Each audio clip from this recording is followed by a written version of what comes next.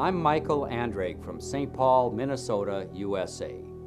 Our purpose today is to discuss solutions to some of the toughest problems confronting civilization and our young. We call this the developing global crisis, and it is very complicated. This crisis includes global warming, climate change, and related environmental issues. It includes armed conflicts around the world, failed states, terrorism, and flashpoints between major powers like the South China Sea in Asia and Ukraine between Russia and the European Union. Those flashpoints could lead to wars, big wars with heavy weapons if they get out of control. The global crisis includes a crisis in education and national finances in America, and corruption of governance everywhere that frustrates solutions all around the world. So the developing global crisis is really complicated and difficult to address. But it's coming at us like a tornado. So like it or not, you probably should pay attention. Where do we go? We've got nowhere to go. The global crisis can also be depressing, so it's important to focus on solutions. Have you watched the news lately? Less people do every day because real news can be sad. So infotainment rules. We see more cute kitties and puppies and chatty announcers than real news on TV these days. We see more sports and hear more music and celebrity chit-chat than information on how to survive the great challenges of our time. It's human nature. One makes you happy, the other makes you sad. But ignoring serious problems is not a formula for a long, happy life, and our planet is in real trouble. The barn is on fire, and people are fighting instead of putting that out. So listen up. With help from Students for Human Survival, we will present the whole mess in 30 minutes with a focus on solutions. Some people have been working on solutions for decades, but unfortunately many folks don't know about them because of indifference among the corporate media.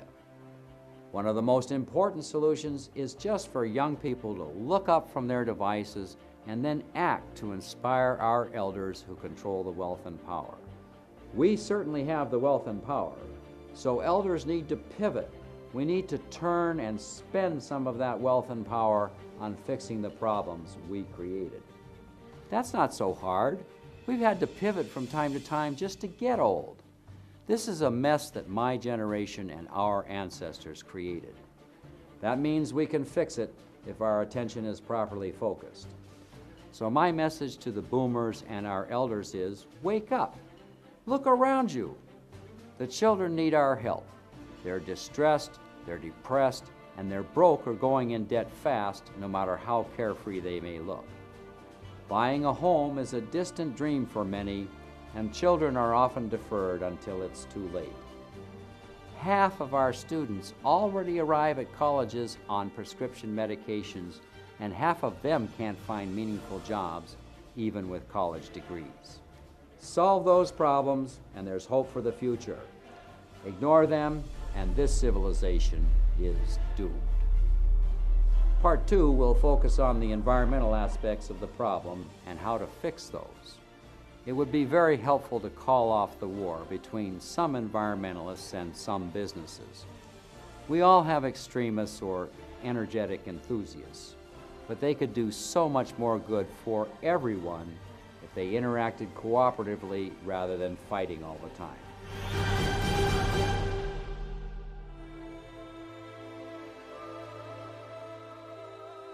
What are they doing? What are they doing? Enterprise, wake up! They're doing something bad. Wait, oh my God, they're cooking the planet. They're cooking the Earth. Enterprise, wake up and do something. What are we going to do? This can't be happening.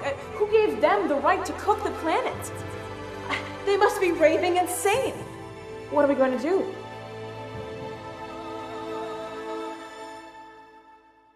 At the top Public Policy Institute in Minnesota, we started talking about global warming in 1982.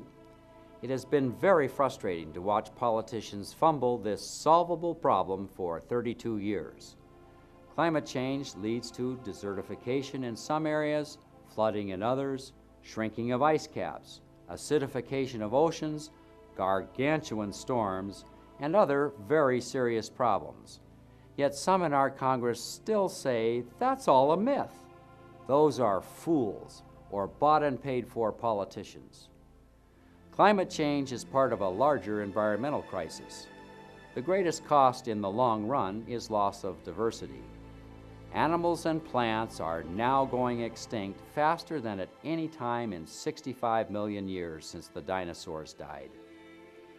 John Abraham is a national expert on global warming and climate change.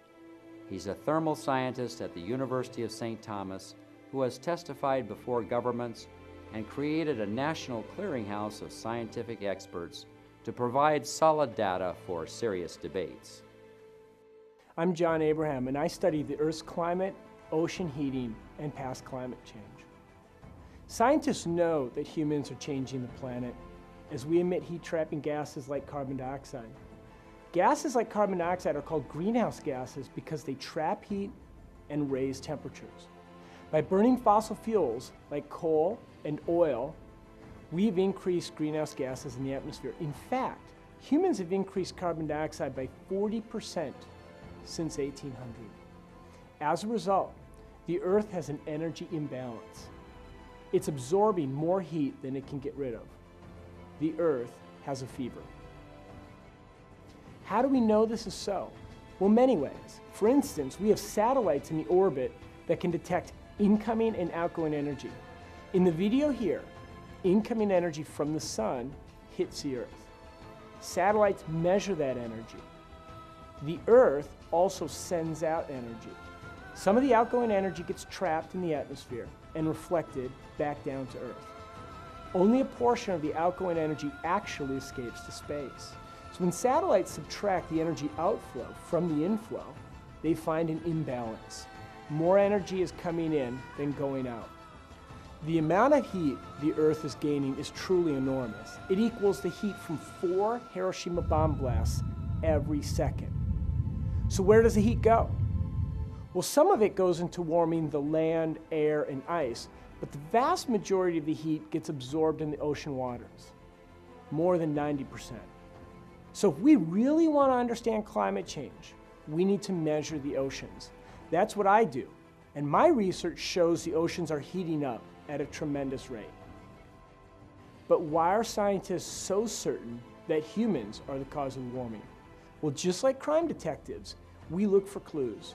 We even call them fingerprints. We look for signs that the warming we measure is human-caused, not natural. For instance, a few people think the Earth is warming because the sun's getting hotter, but that hypothesis has fingerprints. It would lead to days warming more than nights, and it would lead to the entire atmosphere getting warmer from the top to the bottom. But that isn't what we've observed. We've seen nights warming faster than days, and we found the upper part of the atmosphere is actually getting colder because we're holding the heat down toward the Earth. These fingerprints could only occur if greenhouse gases were causing the warming. But there is good news. We can solve this problem with today's technology. We can use energy more wisely, go further on each gallon of gas, build better houses and buildings that insulate us in the summer and the winter. We can use more renewable energy like wind and solar power that provide electricity without burning carbon. We can create the energy economy of the future. We can preserve the quality of life for ourselves and our children, if we so choose. Over 30 years passed without effective response to these problems, so they've gotten worse. One direct solution is a carbon tax with funds used to install wind and solar power and increase efficiency. But this simple fix was forbidden by some in the fossil industries and on Wall Street who have very short time horizons and very large desires. The welfare of generations to come means little to them compared to maximum profits this year.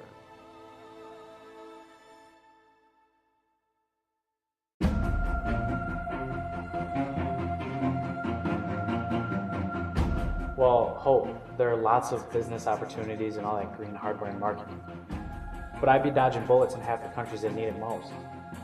Look at all the armed conflicts down there. They're nuts. Why should I save their bacon? In part 2, we saw how transforming global energy systems is key to dealing with environmental aspects of the developing global crisis. Green energy is also key to reducing armed conflicts around the world because control of oil and gas is a big factor in many wars on Earth today. Most people know there's a lot of violence here, but not that there are about 20 wars at any time. Syria, Afghanistan, Central Africa, South Sudan, Somalia, Colombia, Pakistan, Iraq, Myanmar. Just listing all the wars would take more time than we have. We'll look at one case closely soon, the brutal civil war in Syria, which has become a failed state. But first, why do wars occur at all? I wrote a book on that long ago, On the Causes of War, which describes 40 common causes of war. So we can't deal with all of them either, but it's worth noting the top 5. Competition for resources and inequalities of wealth. Competitions for power, both within and between nations. Population pressure. Authoritarian law and militant religion. Corruption of governance. Competition for resources and power are obvious causes of wars, but the importance of inequalities of wealth deserves highlighting. That's worse today than ever in American history. Population pressure is very powerful and affects many things, but we can't do much about pressure in the short term. Authoritarian law and militant religion are not the same things, but they interact synergistically so that the two in combination are far more dangerous than either alone. Corruption of governance is so central to our problems and so difficult to deal with that we'll focus just on corruption in Part 5 of this review of the global crisis. Now, Syria. How does Syria demonstrate these forces at work? Syria was a relatively prosperous country a decade ago. Then it degenerated into a failed state where the government killed about 200,000 of its own people and destroyed its own economy. Why? Well, first, their population growth rate in 2010 was 2.4%. That means doubling every 30 years, and that is a lot of pressure. Second, a terrible drought occurred which sent millions of poorly educated, unemployed youth into the cities. That's global warming at work, the drought. Some youth started peaceful protests in the capital, Damascus, because they had no jobs and the regime was so corrupt, but the Assads have run Syria like a mafia family business for 2 generations. So Bashar Assad's political police started to beat and even shoot students. But more came because they were so desperate for change. Many unemployed teenage males met authoritarian law, corruption, and militant religion on the streets. Syria degenerated into civil war. Assad's regime bombed every major city in Syria and even used banned chemical weapons against civilians. His government became even more authoritarian, and foreign-born fighters poured into Syria to practice jihad or religious war against it.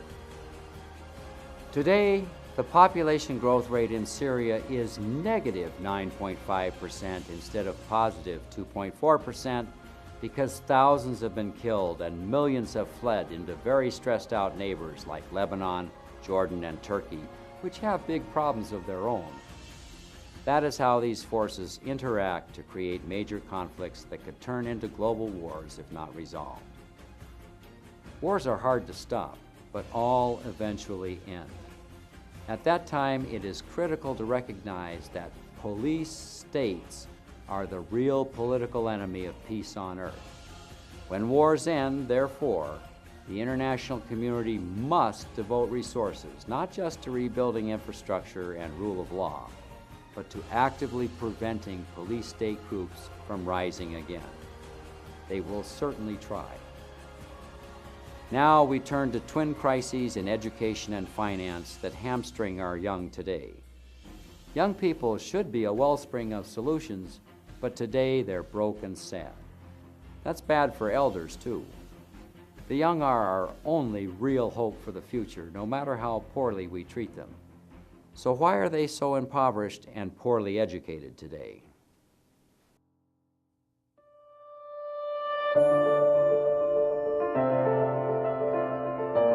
Pessimism never solves any problems, much less the end of civilization. Don't be afraid of bullets, be positive. Young, positive people working hard can solve any problem. It looks like paying them is a real issue. There are lots of skilled young people down there who spend fortunes on education, but half of them have jobs to support a family and the other half don't. Something is broken between finance and education down there. When I was young, I entered the University of California. Tuition that year was $300 for the whole year, and UC was a world-class institution. Today, the average college student who can graduate in America does so over $20,000 in debt. Private schools or professional degrees often push that debt over $100,000. How much freedom can any student have who's $100,000 in debt? Interest rates are high and cannot be reduced by bankruptcy. Much more has changed during that time than inflation or the price of teachers. One of many changes is that governments have steadily decreased support for higher education. Today, California spends more on prisons than it does on its 32 public universities and colleges. American students are now over $1.2 trillion deep in college debts and sinking fast. This is stunting their lives, their professional development, and our only true security in many ways. Ronald Reagan was our governor when I started college. When he became the U.S. president, he continued decreasing support for education and increasing prisons. The people behind Mr. Reagan never cared much about ordinary folks, but they cared a lot about cutting taxes. So they cut education until the future of our country was wounded. Today, 25% of the entire world's prison population lives in American jails, and education is in tragic decline. The idea of taxing to support public goods was demonized. Jails and wars, okay, positive things, not so much. One side effect is that many solutions to national problems cannot even be talked about in Washington today if they include the word tax. We mentioned the carbon tax in Part 2 that could fund green energy while reducing carbon dioxide in our atmosphere. But Big Oil and Wall Street oppose that, so people are lucky if they've even heard of it. Have you ever heard of the Tobin tax? James Tobin won a Nobel Prize in 1981 for showing how this tiny tax on currency speculation, 0.1%, could fully fund the United Nations and many other investments to preserve peace and heal the sick. But Tobin suggested taxing something only extremely rich people do. Have you ever speculated in foreign currencies? So Tobin's tax was forbidden, and most have never even heard of it. Today, elders hardly recognize America. When Reagan was inaugurated, our national debt was $908 billion, accumulated over 200 years of history. Today, it is over $17,000 billion, a 19-fold increase. If we adjust for economic growth, our national debts have tripled from 33% of GDP to over 100%. Being wealthy and political, we elders get the best deal from that by far. Young people get bleeped. In a rare moment of truth to a group of high school students who asked about debts, a leading Republican senator once noted that they spent $11 on elders that year for every dollar spent on youth because young people don't vote and they don't send politicians money. He illustrated that vividly, which did not comfort the students. But the senator's honesty highlights some solutions. If students don't look up from their devices to vote and get politically active, young people are going to be hurt. The sad truth is that young people will be badly hurt if government is completely captured by money and special interests, as is happening today. The French have a saying, if you don't do politics, politics will do you. And Plato wrote, the price good men pay for avoiding politics is to be ruled by evil men. I say, don't be prey for evil people or for evil groups that love money and power more than the common good. This brings us to corruption of governance.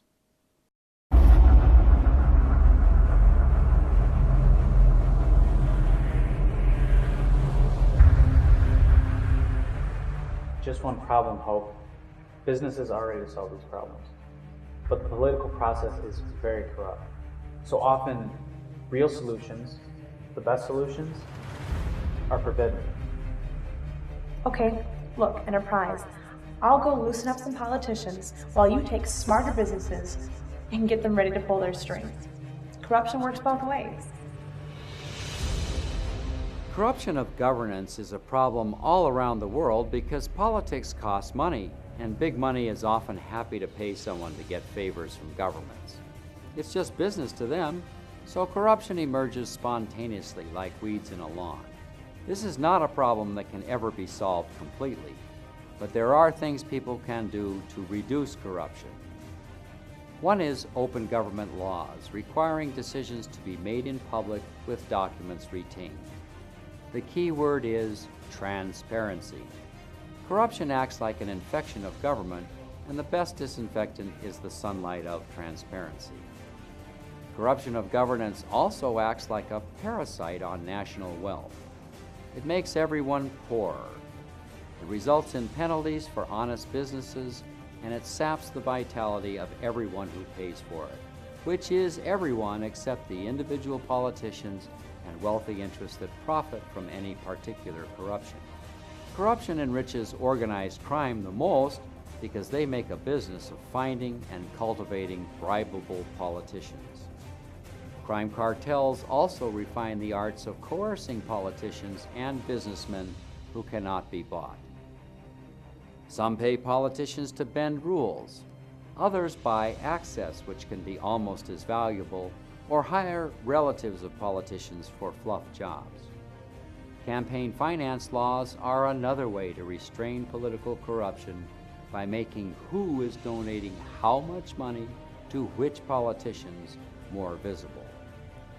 The U.S. Supreme Court took a big step backward in January of 2010 when it made decisions in a case called Citizens United. The Supremes declared that corporations were legally people and that any restraints on spending money to influence elections was a restriction on their inferred rights of free speech. The court then authorized unlimited donations by companies or people to something called social welfare groups and declared that donors to those could remain secret. So basically, on that day, the U.S. Supreme Court legalized bribery. Floodgates were opened to oceans of dark money that could come from anywhere. Even foreign agents and organized crime cartels can now buy American politicians so long as they run the money through a U.S. corporation, a billionaire, or a social welfare group. Since corporations are not really people, have lots of money and no natural consciences, this does not work well for the real people. Once the Supremes declare something, unfortunately, it is almost impossible to change unless one amends the Constitution. That's an incredibly difficult task, but it has been done 27 times, and if you want to address the problem of legalized bribery in America today and the corruption of governance that inevitably follows, check out Move to Amend. They are trying to amend the Constitution to declare bluntly that money is not speech and that corporations are not really people. Another big lie that contributes to widespread suffering in the USA today is a myth called trickle-down economics. That's another idea Ronald Reagan made popular, and the theory was that rich people make all the jobs, so if you cut taxes on rich people, they will make more jobs. and wealth will trickle down to the middle and lower classes. Over 30 years' experience with cutting taxes on the wealthy have clearly shown that this idea is ridiculous. Trillions of dollars of wealth have trickled up instead to the richest 1% of the country. That is a fact. It's not rocket science.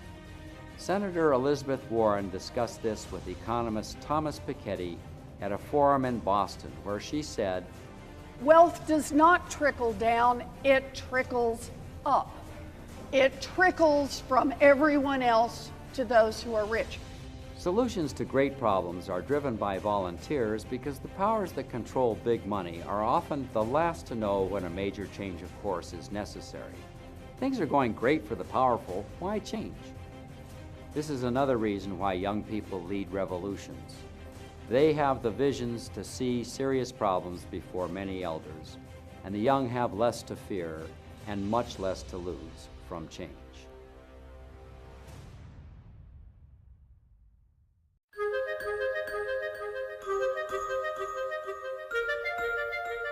There is a story from the Greeks called Pandora's box. This box contained all the evils of the world, so Pandora was told never to open it. But being young and curious, she opened it anyway, and out flew war, famine, disease, corruption, everything bad. All the evils of the world. But at the bottom was a little ray of light called hope. With hope, and with the energy, creativity, and optimism of youth, solutions became possible to many things. The developing global crisis is solvable if people choose to solve it, but it is also exceptional and difficult because it's a combination of so many different problems, each serious and expensive on its own. So youth need real help from the elders now, especially with financing, since our young are going deeply in debt just trying to pay for their education. Student debt is another thing that bankers learn to love, but it's not really good for students. We have mentioned the carbon tax as a way to deal with costs of transition to cleaner, greener sources of energy. We have mentioned the Tobin tax as a way to fund solutions to other social problems, and Germany became the first nation to try one this year. It also generated 37% of all its electricity from renewable sources in 2014. Which shows why Germany is now a leader among developed nations. Since finance is so important, and since American youth are facing the worst job market in generations, we should look at a few numbers about how that could be solved too. The Bureau of Labor Statistics says there are about 10 million people in America today who want to work but are unemployed. At $10 an hour for the normal 2,000 hours per year, this would require 20,000 to give each a job. Not a great income, but better than nothing. Most jobs require supplies, so for this thought experiment, we allocate another 10,000 per person for supplies, healthcare, whatever. So a cost of 30,000 per person times 10 million people who need jobs yields a need for $300 billion to employ them to do something productive. Remember, anything productive would be better than the nothing some people do. $300 billion a year is a lot of money, but let us compare that to two items from the real budget of the United States. That budget for 2014 was $3,800 billion. So $300 billion would be less than 8% of what we already spend on things. Balancing numbers like this is what Congress is supposed to do each year. The total budget this year for defense was $836 billion. So $300 billion to employ everyone else who wants to work would be 36% of that. If Congress could find $300 billion a year to fund discretionary wars, which they did by borrowing so that we would be stuck with the debt, they could find money for a jobs program if they really wanted to.